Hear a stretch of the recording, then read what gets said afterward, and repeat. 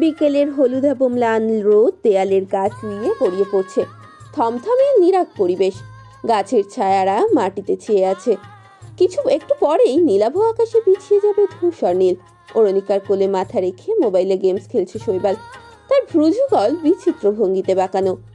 অরুণিকা স্বামীর চুলে হাত গলিয়ে রেখেছে, হালকা হাতে মুঠো করে আবার ছেড়ে দিচ্ছে। শৈবালের দৃষ্টি বিভ্রান্ত। অরুণিকা কৌতূহলী গলায় বলল, কি ভাবছেন? শৈবাল মোবাইলে নজর রেখেই বলল, তুমি কি করে বুঝলে? আপনার ভ্রু দেখে। ভ্রু দেখে কিছু বোঝা যায়? প্রিয় মানুষের যে কোনো ভঙ্গি দেখলে তাদের অস্তিত্ব বোঝা যায়। শৈবাল ভ্রু বিলাস করে চাইল অরুণিকার দিকে। অরুণিকার চুল ছড়িয়ে আছে তার মাথার দুই পাশে। একটু ঝুঁকতেই নিজের মুখের সাথে সাথে শৈবালের মুখেও আচ্ছাদিত হলো অরুণিকার রেশম কালো চিকুরে। শৈবাল সন্ধানী গলায় বলল, আমি তোমার প্রিয় মানুষ। অরুণিকা মুচকি হেসে কপট গলায় বলল, তাহলে? কেউ না। শৈবাল হাসলো, তার কপালে চুমু আঁকলো অরুণিকা। আকস্মিক ঘটনায় শৈবাল চমকালো। অরুণিকা অধৈর্য গলায় বলল, বলুন না কি ভাবছেন। আগে চুমু খাও। খেয়েছি তো। ওখানে না। অরুণিকার ঠোঁট ভর্তি রক্তিম লাজ। সে সলজ্জ গলায় বলল, ঢং। তাহলে বলবো না। বলুন না। যা বলেছি তাই করো। অরুণিকা শৈবালের বেহায়াপনা দেখে অবাক হলো। আজকাল অদ্ভুত আবদার করে শৈবাল। শৈবালকে আশ্চর্যের তীর বিধিয়ে তার ওষ্ঠতরে গম্ভীর চুমু খেলো অরুণিকা। ঠাস করে মোবাইলটা হাত থেকে পড়ে গেল শৈবালের। অরুণিকা ঝুমঝুম করে হেসে উঠল। শৈবাল তুষ্ট গলায় বলল, ভূমিকম্প শুরু করে দিলে তুমি। একটু বলে নেবে না? প্রিপারেশন নিতাম। বেহায়া। শৈবাল ফিচেল হাসে। অরুণিকাকে টেনে নিয়ে তার অধর ওষ্ঠে ডুব দেয়। দীর্ঘ সময় পর ছেড়ে দিয়ে বলে, চুমু এভাবে খেতে হয়, বুঝলে? আপনি আসলে একটা বেহায়া। ট্যাক্স ট্যাক্স নাও শেষ, এখন বলুন কি ভাবছেন। শৈবাল বিছানা থেকে মোবাইল নিয়ে আবারও তাতে মনোযোগী হলো। বলল, শিমুলের কিছু একটা হয়েছে। কেন? দেখলে না, খেতে বসে একটা কল আসতেই ওর গলায় খাবার আটকে গেল। একবার তো রুমে গিয়েও দেখি সেম অবস্থা। জিজ্ঞেস করলাম, বলল ভিসা নিয়ে কি যেন ঝামেলা হয়েছে। তাই হয়তো টেনশন করছে। হয়তো, কিন্তু তাই বলে এমন অবস্থা? ও কিভাবে কাঁপছিল দেখেছো? আমার তো মনে হচ্ছে ওর নির্ঘাত মৃগী রোগ হয়েছে। অরুণিকা শৈবালের চুল আলতো হাতে খামচে ধরে বলল, যত সব আজগুবি কথা বাদ দিন, আপনাকে একটা সিক্রেট বলি। শৈবাল চিবুকুচু করে তাকালো, তারপর চোখ নামিয়ে মোবাইলে তাকালো। দুই হাতের বুড়ো আঙুল সমান তালে মোবাইলের স্ক্রিনে চলছে তার। বলল, বলো।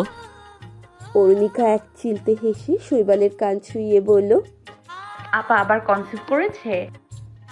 শৈবাল ধীর স্থির গলায় বলল, তোমাকে কে বলেছে? আপা বলেছে? না, সেদিন আপা আম্মাকে ফোন করে বলছিল, আমি তখন আড়াল থেকে শুনেছি। শৈবাল অত্যন্ত স্বাভাবিক গলায় বলল, ভালোই হয়েছে। রিমঝিমও বড় হয়েছে, নিজের হাতে মোটামুটি অনেক কিছুই করতে পারে। সমস্যা হবে না তেমন। আপার উপর রাগ করো না, সব ঠিক হয়ে যাবে। রাগ পড়ে যাবে আপার। জানি কয়েকদিন পর এমনিতেই সব রাগ ধুয়ে যাবে। শৈবাল অবাক গলায় বলল, কি করে? আপনার জানতে হবে না, সময় হলে জানবেন। সময় হয়নি এখনো। না। এমন কি যে সময়ের আগে আমি বুঝবো না? অরুণিকা আলতো হেসে বলল, কারণ আপনার বুদ্ধি নেই। শৈবাল অরুণিকার কথায় তাল মিলিয়ে বলল, ও আমার বুদ্ধি মনে হয় হাঁটুর নিচে। অরুণিকা জোর দিয়ে বলল, হাঁটুর নিচেই? না হলে কি আর বউয়ের কোলে মাথা রেখে গেমস খেলতেন? শৈবাল চকিতে তাকালো, মৃদু হেসে বলল, একটু আগে তো তুমিই নিষেধ করলে, এখন আবার আমার বুদ্ধির মুড়িঘণ্ট করছো। এই তোমাদের মেয়ে জাতির এক দোষ। তোমাদের মন বোঝার মতো কোনো মেশিন আজ পর্যন্ত কোনো বিজ্ঞানী আবিষ্কার করতে পারেনি। আমরা তো সাধারণ পুরুষ, এই জন্যই লোকে বলে পৃথিবীর সবচেয়ে বড় রহস্যের ভাণ্ডার হলো মেয়েদের মন। অরুণিকার চোখ মুখের রং পাল্টে গেল, বলল, এত আজে বাজে কথা কোথা থেকে শিখেছেন? আজকাল বেশি কথা বলেন আপনি। কথা পরে হবে, আগে বুদ্ধির পরীক্ষা দেওয়া যাক। শৈবাল আচমকা অরুণিকাকে নিজের কাছে টেনে নিল। অরুণিকা আকস্মিক ঘটনায় বিস্ময় হয়ে গেল, বলে উঠল, এই ছাড়ুন, কি শুরু করলেন? দরজার পাটা টানে মৃদু শব্দ হলো। ছোট ছোট হাতে দরজাতে চাপড় বাড়ছে রিম আর ঝিম। মামিমা দরজা খোলো, মামিমা দরজা খোলো। রিমঝিমের কণ্ঠে অরুণিকাকে ছেড়ে দিল শৈবাল। হাসতে হাসতে বলল, যাও, তোমার বাচ্চা পার্টি এসেছে, সামনে আরও একটা সামলানোর প্রিপারেশন নিয়ে নাও। অরুণিকা বিছানা থেকে নামতে নামতে ব্যস্ত ভঙ্গিতে বলল, আপনাকে সেসব নিয়ে ভাবতে হবে না, সামনে আরো দুটো সামলানোর প্রিপারেশন নিয়ে রাখবো আমি। শৈবাল মুচকি হাসে। দরজা খুলতেই হুড়মুড় করে ভেতরে ঢুকে পড়ে দুই বোন। রিমঝিমের কোল জুড়ে লাল শাড়ি আর নীল চুড়ি। আদুরে মায়া ভরা কণ্ঠে আবদার করল রিম, মামিমা শাড়ি পরিয়ে দাও, চুড়ি পরিয়ে দাও। অরুণিকা একগাল হেসে আহ্লাদি গলায় বলল, ও মা, আমার পাখিটা শাড়ি পরবে? হুম। দুই বোন একসাথে মাথা ঝাঁকায়। অরুণিকা দুই বোনকে বিছানায় তোলে। ঝিম চট করে শৈবালের কোলে বসে পড়ে। শৈবাল আসন পেতে বসে যেন ঝিমের বসতে সুবিধা হয়। দুই পা গোল করে ড্যাব ড্যাব করে চেয়ে থাকে রিমঝিমের দিকে। তার কোলে গুজ করে রাখা শাড়ি আর চুড়ি। রিমকে বিছানার উপর দাঁড় করিয়ে তাকে শাড়ি পরিয়ে দিচ্ছে অরুণিকা। ঘন শ্বাসে ঘরময় পায়চারি করছে শিমুল। মোবাইলটা বেজে যাচ্ছে তার। তীব্র বিরক্তি যখন মস্তিষ্কে চড়ে বসলো, কল রিসিভ করেই বিশ্রী ভাষায় গালি দিল শিমুল। ওপাশের ব্যক্তি সরল হাসি দিয়ে বলল, খেপেছিস কেন? শৈবাল যদি জানতে পারে অরুমিতা তোর সন্তানের মা হতে চলেছে, ভাবতে পারছিস কি হবে? শিমুল তিরিক্ষি গলায় বলল, তুই আসলে একটা জানোয়ার। আমি যদি বুঝতাম তুই এভাবে ফাঁসাবি তাহলে কখনো তোর সাথে অরমিতার পরিচয় করে দিতাম না। ওপাশের ব্যক্তিটি হো হো করে হেসে উঠল। চাপা স্বরে বলল, তোকে যা বলেছে তাই কর। বললাম তো, নেই আমার কাছে অরণিকার নাম্বার। ও মোবাইল ইউজ করছে না সেদিন ঘটনার পর। ভাবিকে আমি অনেকবার জিজ্ঞেস করছি। আচ্ছা, মেনে নিলাম। কেমন আছে অরুণিকা? তুই গিয়ে দেখ, শালা কুত্তা হারামি। ওকে আমার চাই। চাইলে আগে কেন বিয়ে করেছি? এখন কেন তোর এত রস উঠলে উঠছে? ওর বাবা যে হুট করে ওই পাগলা শৈবালের গলায় ওকে ঝুলিয়ে দেবে, তা কি আমি জানতাম? এখন কি চাস তুই? ডাকাতের মতো হেসে উঠল মুঠোফোনের ওপাশে থাকা ব্যক্তিটি। টুকটুক করে লাইন কেটে গেল। ঘামে গোসল করে নিয়েছে শিমুল। তার একটা ভুল তার আজকের বিপর্যয়ের কারণ। রাগ, ক্ষোভ, ক্রোধ কখনো মানুষের জীবনে সুফল বয়ে আনে না। তা আজ সে চরম মূল্য দিয়ে বুঝতে পারছে। এক পা ছড়িয়ে পিড়িতে বসে আছে ফারিনা। গতকাল রাতে পা পিছলে পড়ে গিয়েছে, তার হাঁটু ছুলে গেছে। অন্য পা হাঁটুর কাছে ভেঙে রেখেছে। মাছ কাটছে সে আপাতত। রান্না দিয়ে তটস্থ অরুণিকা। আঁচল গুজে রেখেছে কোমরে। কপালে লেপটে আছে চুল। খড়মাক্ত মুখখানাতে একটু পরপর তাকায় ফারিনা। মুচকি হাসে সে। অরুণিকা ব্যস্ত ভঙ্গিতে চোখ রাঙিয়ে বলল, হেসো না তো, জলদি করো, আজ আসুক ফাহিম। ছেলেটা যে কি করে, যখনই ওকে বাজারে পাঠাই 2 ঘন্টা লাগিয়ে দেয়। ফারিনা একগাল হেসে বলল, ভাবি যান, রাগ করেন কেন? আইয়া পড়ব। এসে পড়বে তো জানি, কিন্তু আসবেটা কখন? দেরি হচ্ছে আমার। বৌমা, নমিতা বেগম ডাকলেন। এতে তাকালো অরুণিকা। তাড়া দিয়ে বলল, আর একটু আম্মা, এই যে চা হয়ে যাচ্ছে। নমিতা বেগম সহজ হেসে বললেন, চা নিতে আসেনি, তোমার ফোন এসেছে। অরুণিকা উচ্ছ্বাস নিয়ে বলল, কে ফোন করেছে? আম্মু? না, বললো তোমার কি আত্মীয় হয়, তুমিই কথা বলে দেখো। অরুণিকা সন্দিহান চোখে তাকিয়ে হাত বাড়িয়ে নমিতা বেগমের হাত থেকে মোবাইল নিল। নাম্বার দেখেও সে চিনতে পারল না। সে কানের কাছে মোবাইলটা নিয়ে সন্দিগ্ধ অভিব্যক্তিতে নরম স্বরে বলল, হ্যালো। ওপাশের ব্যক্তি হেসে উঠে বলল, কেমন আছিস? অরুণিকা ভ্রু কুচকালো। চোখ ছোট ছোট করে চাইল সে। তার মস্তিষ্কে স্নায়ুতে চাপ প্রয়োগ করে সে বুঝতে চাইছে কে কল করেছে, কিন্তু পারল না। তাই সে প্রশ্ন করলো। কে আপনি? ফট করে হেসে উঠল অরুণিকা। নিষ্প্রভ মুখটা সহসা রোদের মতো জলজল করে উঠল। বলল, তুমি এতদিন পর কেমন আছো? নমিতা বেগম আশ্বস্ত হলেন। অরুণিকার কথা শুনে তিনি বুঝতে পারলেন ফোনের ওপাশের ব্যক্তিকে অরুণিকা চিনতে পেরেছে। তিনি ফারিনার দিকে এক ঝলক তাকিয়ে রান্নাঘরে চলে গেলেন। ওপাশের ব্যক্তিটি বলল, আগে বল কেমন আছিস, বিয়ে করে ফেললি, একটু জানালেও না। অরুণিকা নিভে যাওয়া গলায় বলল, আম্মু তোমাকে কিছু বলেনি? বিয়ে তো হঠাৎ করেই হয়েছে, কোনো অনুষ্ঠান ছাড়াই। আর তুমিও তো আমাদের বাড়িতে আর এলে না। আসবো কি করে? তোর বাবা আমাকে সহ্য করতে পারলে তো? শুধু শুধু আমাকে ভুল বুঝলো। অরুণিকা বিব্রত গলায় বলল। ওসব বাদ দাও, তুমি কেমন আছো বলো। অরুণিকা এক হাতে চুলা থেকে চায়ের পাতিল নামিয়ে তাকের উপরে রাখলো। দেয়ালে হেলান দিয়ে দাঁড়িয়ে বলল, ভালো আছি। আমার শ্বশুরবাড়িতে এলে না? চিনি তো না, যাব কি করে? তাহলে ঠিকানা দিচ্ছি, চলে এসো। তুই ভালো আছিস? হুম। আমি তোর শ্বশুরবাড়ির কাছেই আছি, রাব্বি টি স্টলের কাছে, কিন্তু বাকি পথ চিনতে পারছি না। অরুণিকা উন্মত্ত জোয়ারের মতো হেসে উঠে বলল, তুমি এখানে এসেছো?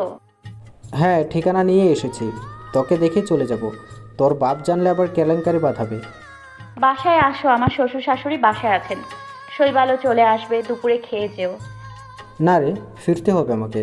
তুই আয়, তোকে একটু দেখেই চলে যাব। তাই বললে কি হয়? কখনো তা আসোনি। সুযোগই তো দিলি না। তুই আসবি নাকি আমি চলে যাব? আরে না না, তুমি দাঁড়াও, আমি আসছি। অরুণিকা কল ডিসকানেক্ট করে মোবাইলটা সিমেন্টের তাকে রাখলো। কোমরে গুজে থাকা আঁচল নামিয়ে দিল।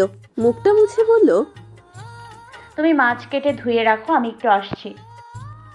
ফারিনা সম্মতি দিয়ে বলল, আইসা আর আম্মাকে চাটা গরম করে দিয়ে আসো। আইসা। অরুণিকা চট জলদি বাসা থেকে বের হলো। প্রায় ঘন্টা দেড়েক পর দরজার কাছে এসে চেঁচাতে লাগলো ফাহিম। ঘরের দরজা খুলে রাখা, তা ভেজানো ছিল। নমিতা বেগম রুম থেকে বেরিয়ে এসে মূল দরজার কাছে দাঁড়ালেন। ফাহিম অরুণিকার উদ্দেশ্যে বলল। রান্নাঘর থেকে অরুণিকা এলো না। ফারিনা উচ্চ আওয়াজে বলল, ভাবি যান ঘরে নাই, তুই বাজার এদিকে নিয়ে আয়। নমিতা বেগম শঙ্কিত চোখে তাকালেন। তিনি দ্রুত রান্নাঘরে গিয়ে বললেন, বৌমা কোথায়? ফারিনা ফরফর করে বলল, ভাবি যান তো তার আত্মীয় লগে দেখা করতে গেছে। নমিতা বেগম আতঙ্কিত গলায় বললেন, কখন? মেলা সময় হইছে। কি বলছো? আম্মা, শৈবালের কণ্ঠ পেয়ে যেন আত্মা শুকিয়ে এলো নমিতা বেগমের। তিনি শৈবালের দিকে ফিরে তাকালেন। শৈবাল ফিকে গলায় কৌতূহলী নিয়ে বলল, কি হয়েছে আম্মা?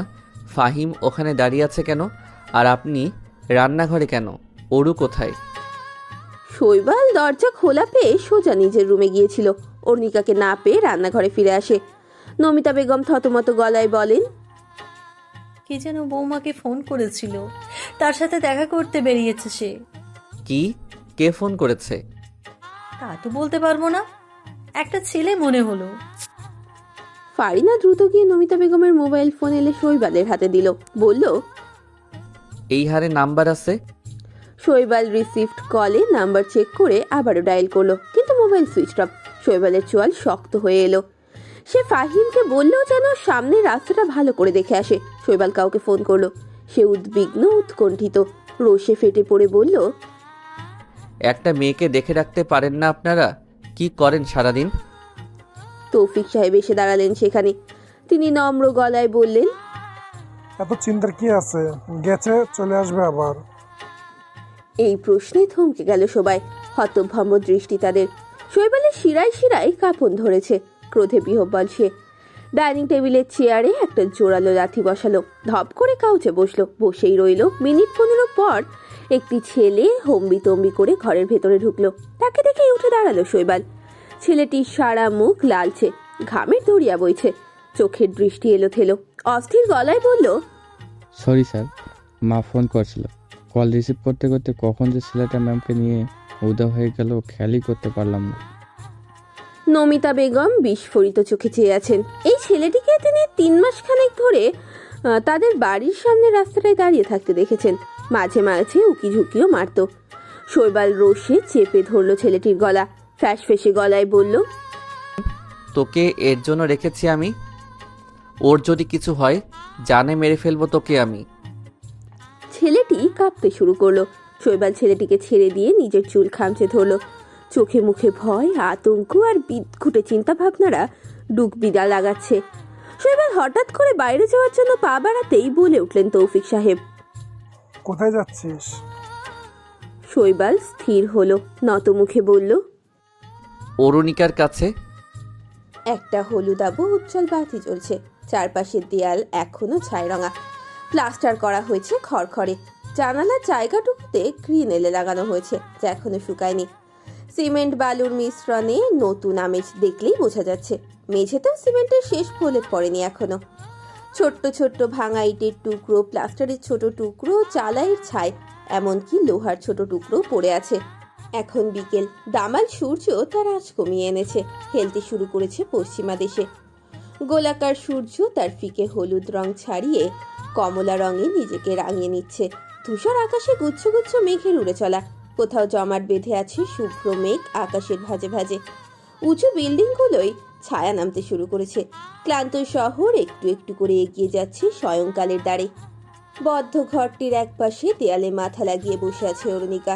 নিভু নিভু চোখ মেলে তাকাচ্ছে সে, মাথাটা ঝিমঝিম করছে, শ্বাস ভারী। অরুণিকা চোখের পলক টেনে তুলল, তা আবারও অচিরেই নেমে গেল। মাথাটা কষ্ট করে সোজা করলো, তারপর মন্থর গতিতে শ্বাস ফেলতে ফেলতে তাকালো সামনের দিকে। অমিত বসে আছে একদম তার নিকটে। অরুণিকা দেহভঙ্গি খানিকটা দৃঢ় করলো, তার হাত বাঁধা উল্টো করে, পায়ের গোড়ালিতেও মোটা দড়ির অস্তিত্ব। অরুণিকার হাত এখনো পেছনের দেয়ালে সাথে লেগে আছে, অসাবধানতায় ঘষা লেগে খানিকটা ছুলেও গিয়েছে। সেদিকে মনোযোগ না ঢেলে সামনের ব্যক্তিকে বলল, কেন নিয়ে এসেছো আমাকে? অমিত হাসলো। অরুণিকার একটুও পছন্দ হলো না সেই হাসি, খুবই বিশ্রী আর বিদঘুটে মনে হলো তার। অমিত সরস চোখে তাকালো, বলল, এখন কেমন লাগছে তোর? আমি কিন্তু তোকে সেটা করে দিতাম না, প্ল্যানই ছিল না, বাধ্য হলাম। ওই ঘাওড়া শৈবাল যে তোকে দেখে রাখার জন্য যে লোক রেখেছে তাকে আমি জানি। অবশ্য তোকে বেহুশ না করলে তুই আসতেও না আমার সাথে। শৈবাল তোকে কী জাদু করেছে কে জানে, এত কিছুর পরও আঠার মতো লেগে রইল ওর সাথে। অরুণিকা ওষ্ঠাধর আলগা করে শ্বাস ফেলল, গলা শুকিয়ে আসছে তার। অস্ফুট স্বরে বলল, পানি খাবো আমি। আচ্ছা দাঁড়া দিচ্ছি। অমিত পানির বোতল দিয়ে তার ঢাকনা খোলে। অরুণিকার হাত ধরে তাকে পানি খাওয়াতে গেলে অরুণিকা প্রতিবাদ করে বলে, ছোবে না তুমি আমাকে। মিচকে হাসলো অমিত, বলল, গাড়ি থেকে এ পর্যন্ত তোকে বুকের সাথে লাগিয়ে নিয়ে এসেছি। বলেই আবারও হাসলো অমিত। অরুণিকার গা খিন খিন করে উঠল। অমিত অরুণিকার মুখে বোতলের মুখ ধরতেই সে গল গল করে কয়েক ঢোক গিলে নিল। তারপর লম্বা শ্বাস ফেলে অমিতের দিকে চাইল সে। সপ্রতিভ গলায় বলল, কিসের শত্রুতা তোমার শৈবালের সাথে? সে অনেক কিছু, আগে তোকে একটা অডিও শোনাই। অমিত অত্যাধিক আগ্রহ নিয়ে নিজের মোবাইল বের করলো পকেট থেকে, তারপর একটা অডিও প্লে করলো। মুহূর্তেই অরুণিকার লোচন জোড়া প্রস্ফুটিত হলো। Audio recording. অরুণিকা বলল, শৈবাল গাড়ি থামাও, থামাও বলছি। শৈবাল রোষের সাথে বলল, এমন কেন করলে অরু? আমাকে ধোকা কেন দিলে? কি খামতি ছিল আমার ভালোবাসায়? কিছু পড়ে যাওয়ার আওয়াজ। অরুণিকা ভয়ঙ্কর ভাবে তাকিয়ে আছে শৈবালের দিকে। শৈবাল ক্ষোভে গাড়ির গতি বাড়িয়ে দিল। অরুণিকা অনুনয় করে বলল, প্লিজ শৈবাল, আমার কথা শোনো। আই এম সরি, প্লিজ গাড়ি থামাও, অ্যাক্সিডেন্ট হয়ে যাবে। শৈবাল তাচ্ছিল্যের সাথে বলল, হোক, একসাথে যখন বাঁচতেই পারবো না, মরতে তো পারবো। অরুমিতা রাগ ঝেড়ে বলল, আর ইউ কেজি? তোমার ইচ্ছে হলে তুমি মরো, আমি নই। গাড়ি থামাও বলছি। গাড়ির গতি তার স্বাভাবিক গতির চেয়ে বেশি। অরুমিতা রুষ্ট গলায় বলল, তুমি সব জেনেই আমাকে বিয়ে করেছো। ওই শিমুল স্কাউন্ডেলটা তো সব বলেছে তোমাকে, তাহলে এখন কি হয়েছে তোমার? গাড়ি এলো পাথারি চলছে। শৈবালের চোখ লালাভো, তার কানের পাশ দিয়ে উষ্ণ স্বচ্ছ জলের সরু ধারা নামছে। সে বিক্ষুব্ধ গলায় বলল, ভুল একবার হয় ওরু, বারবার নয়। বারবার যা হয় তা পাপ। তুমি পাপ করেছ, তার জন্য তোমাকে আমি ক্ষমা করব না। আমাকে নিঃস্ব করে দিলে তুমি। কতবার ওর সাথে বিছানায় গিয়েছ যে ওর সন্তান তোমার গর্ভে। অরুমিতার গলার শ্বাস রোধ হয়ে এলো। তার অনাকাঙ্ক্ষিত প্রেগনেন্সির কথা শৈবাল কি করে জানলো? সে চরম বিস্ময় নিয়ে বলল, এসব কি বলছো তুমি? কে বলেছে তোমাকে এসব? শৈবাল স্টিয়ারিং এ হাত রেখে অরুমিতার দিকে অগ্নিছড়া দৃষ্টিতে তাকালো, হিসিয়ে বলল, অ্যাবর্শনও করিয়েছ। আর কত ধোকা দেবে তুমি আমাকে? তুমি শৈবাল! অরুমিতার প্রাণপণ চিৎকার আর ভয়ঙ্কর বিধ্বস্ত হৃদয় কাঁপানো আওয়াজের সাথে সব নিস্তব্ধ নিস্তেজ। অমিত মোবাইল রাখলো পকেটে, আলতো করে হেসে বলল,